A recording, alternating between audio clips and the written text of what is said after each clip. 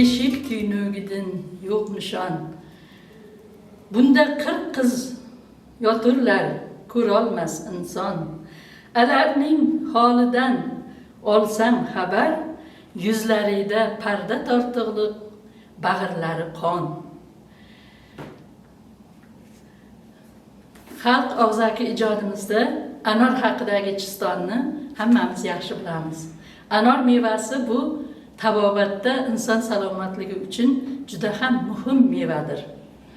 U ishtaha ochuvchi va immunitetni kuchaytirish xususiyatlariga ega.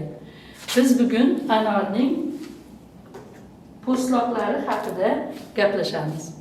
Anorning po'stloqlarini quritib olib, mana shunday holga kelgandan so'ng, uni qaynab turgan suvga solib qaynatamiz va uni bo'yoqchilikda ishlatamiz.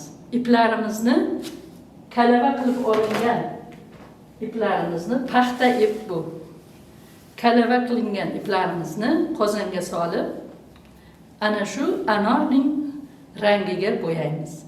Bu bizga sariq rangni beradi. Anor po'stlog'idan mana shunday sariq rangni olamiz. Sariq rang, mahalliy xalqimizda shunday gaplar borki, sariq sochadi, oq ochadi.